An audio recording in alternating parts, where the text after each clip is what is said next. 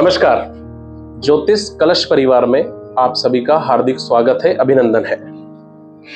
आज हम कुंडली विश्लेषण के बारे में बात करते हैं। मेरे कुछ विद्यार्थी हैं, कुछ इंस्टीट्यूट से मैं जुड़ा हुआ भी हूं ज्योतिष के। उन्होंने बहुत लंबे समय से चर्चा चल रही थी हमारे साथ कि सर आप किसी अच्छे प्रसिद्ध व्यक्ति की जन्म पत्रिका विश्लेषण करके हमें बताएं, कुछ सीखने को भी मिलेगा। जो ज्योतिष के विद्यार्थी हैं, जो कुंडली देखना प्रारंभ किसी ने करा है या कुंडली देखना सीख रहे हैं, तो उनकी जानकारी के लिए आज हम ये विश्लेषण चार्ट तैयार करा। और जो जीवन में सफल हुए हैं या जो जीवन में असफल हुए हैं और अच्छी पर्सनालिटी, उनका अच्छा नाम है, उन लोगों की कुंडलियों के बारे में हम आगे आने वाली सीरीज में इस चीज की चर्चा जारी रखेंगे। आज हम बात करते हैं सदी के महानायक श्रीमान अमिताभ जी बच्चन साहब की कुंडली की। बच्चन साहब का जन्म जो हुआ वो 11 अक्टूबर सन 1942 में शाम को 4 बजे प्रयागराज इलाहाबाद के यहाँ हुआ। बच्चन साहब का जन्म स्वाति नक्षत्र के दूसरे चरण में हुआ। आपकी जन्म पत्रिका में स्वाति नक्षत्र तुला राशि रही और आपका जो लग्न था वो कुंभ लग्न की आपकी जन्म पत्री रही। स्वाति नक्षत्र तुला राशि, नक्षत्र स्वामी राहु आपकी जन्म पत्री के 7वें घर में विराजमान है। केंद्र में कुंभ लग्न की जन्म पत्री के केंद्र में आपको केतु विराजमान है। तो केतु और राहु की ग्रहों, केतु और राहु के बीच में आपके सारे ग्रह आ गए, तो आदरणीय की जन्म पत्री में पूर्ण काल सर्प योग बना। पिता स्थान के स्वामी, 10वें घर के स्वामी मंगल देव सूर्य के साथ अष्टम में विराजमान है। पिता के कारक सूर्य अष्टम में विराजमान है, इसलिए आपके पिता की प्रसिद्धि भी बहुत रही। आदरणीय बच्चन साहब ने अपने करियर की शुरुआत एक छोटे से काम से स्टार्ट करी और अनायास ही किसी के प्रोत्साहन के साथ आपका फिल्म लाइन में आगमन हुआ। सन 1971 में आपको शनिदेव की महादशा 19 वर्ष की प्रारंभ हुई। शनिदेव आपकी जन्म पत्री में आपके लग्नेश थे और 12वें घर के स्वामी थे। 12वें घर के कारण आपके जीवन में स्थान परिवर्तन का योग बना। 12वें घर से हम स्थान के परिवर्तन की स्थिति भी विश्लेषण करते हैं। लग्नेश आपके शनि थे। व्यक्ति को जीवन में लग्नेश, पंचमेश, भाग्येश की महादशा सदैव कुछ ना कुछ देकर के जाती है। तो ये तो फिक्स हो गया था कि सन 1971 में जब 19 साल के लिए शनिदेव आए आपकी कुंडली में, तो आपको कुछ ना कुछ एक्स्ट्रा तो मिलना ही था। बच्चन साहब का स्ट्रगल के साथ साथ सफल होने की श्योरिटी इसलिए बढ़ गई क्योंकि शनिदेव आपकी जन्म पत्री में केंद्र में वक्री होकर के बैठे थे। ज्योतिष के अनुसार वक्री ग्रह 1.5 ताकत से काम करता है। तो सन 1971 से आपके स्टार बुलंद होते हुए चले गए और आप सदी के महानायक के रूप में जाने गए। फिल्म लाइन में इंटरेस्ट आपका बढ़ाने का सबसे विशेष कारण रहा आपका चंद्रमा, आपका शुक्र।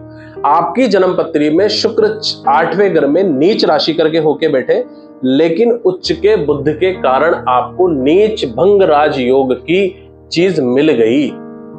आपको सूर्य, आपको शुक्र, आपको बुध और आपको मंगल अष्टम 8वें घर में 4 ग्रहों का महायोग आपको यहां से प्राप्त हुआ। शुक्र के कारण ही आपकी तुला राशि और आपको श्री अमिताभ बच्चन के नाम से जाना गया। लेकिन मैंने इस चीज देखी कि अमिताभ बच्चन साहब को जितनी भी पिक्चरें थी, उन पिक्चरों में उनका नाम विजय ज्यादा था।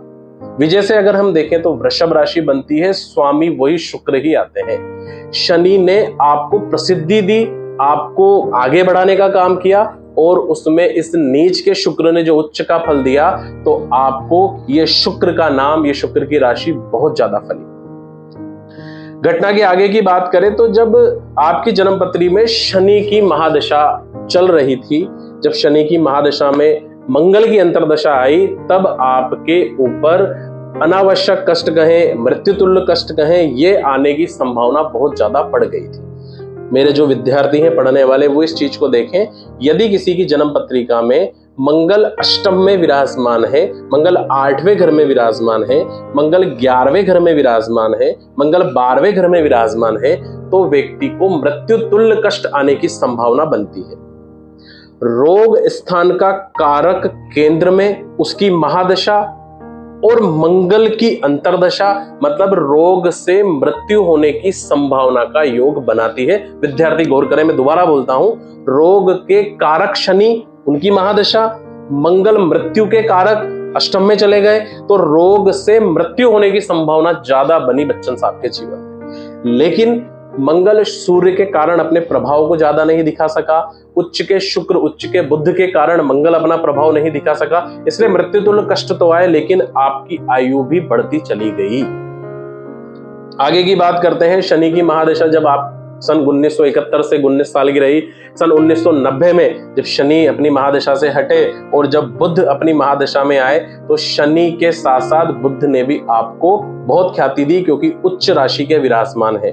आपकी जन्म पत्री में बुध पंचमेश होकर के और अष्टम में उच्च राशि के विराजमान है। संतान सुख वगैरह आपको प्राप्त हुआ, ख्याति आपकी बढ़ती चली गई। ये स्थिति आपकी जन्म पत्री में बुध के कारण रही। आज भी आपका नाम बहुत बड़े अक्षरों में लिखा जाता है, आप सदी के महानायक हैं। उसका एक विशेष कारण ये रहा कि केतु आपके लग्न में विराजमान है। लग्न का केतु व्यक्ति को चालाक बुद्धिमान बनाने का काम करता है। चलिए आगे बात करते हैं। आपके 5वें घर को हम डायरेक्ट उठाते हैं, आपकी संतान को हम डायरेक्ट उठाते हैं। 5वें घर के स्वामी बुध अष्टम में उच्च राशि के थे, लेकिन सूर्य के कारण वो अपना इतना प्रभाव नहीं दिखा सके। यहां से हम बुध की फलित न करते हुए बृहस्पति की, संतान के कारक बृहस्पति की फलित न करते हुए लग्न के केतु की बात करते हैं। विद्यार्थी इस बात को गौर करें कि यदि किसी भी व्यक्ति की कुंडली के लग्न पंचम, नवम और दशम भाव में, यानी कि केंद्र का लग्न पहला घर, 5वां घर, 9वां घर और 10वें घर में यदि केतु आ जाता है, विद्यार्थी दोबारा सुने, पहले 5वें, 9वें या 10वें घर में अगर केतु आ जाता है तो उस व्यक्ति की वंश वृद्धि बड़ी मुश्किल से होती है। वंश वृद्धि हो गई तो संतान को जीवन में स्ट्रगल, मेहनत बहुत ज्यादा करना पड़ता है और इतनी अच्छी उपलब्धि उसकी संतान प्राप्त नहीं कर पाती। लेकिन उस संतान का ससुराल बहुत अच्छा होता है।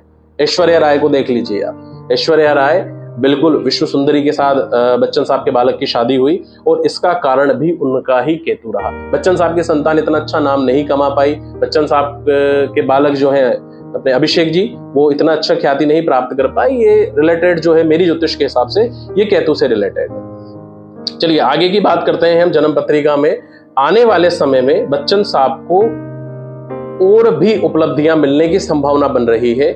शुक्र की महादशा वर्तमान समय की, चलिए हम बात करते हैं। वर्तमान समय में शुक्र की महादशा आपको 2014 से 2034 तक आपको शुक्र की महादशा है। मार्च 2024 के बाद, मार्च 2024 से नवंबर 2026 तक आपको देश का अच्छा पुरस्कार मिल सकता है, आपका और अच्छा नाम हो सकता है और आप कोई विशेष चीज हमारे देश को प्रदान कर सकते हैं। चलिए ये डिस्कशन रहा। इससे संबंधित कोई भी प्रश्न हमारे विद्यार्थियों का हो तो मुझे बताइए, और भी अगर कोई जानकारी रहे तो आप मुझे बताइए। कुछ पूछना हो तो हमारे विद्यार्थीगण मुझे जरूर बताएं। अगली बार हम और अच्छे किसी व्यक्ति का डिस्कशन करते हैं। वंदे मातरम।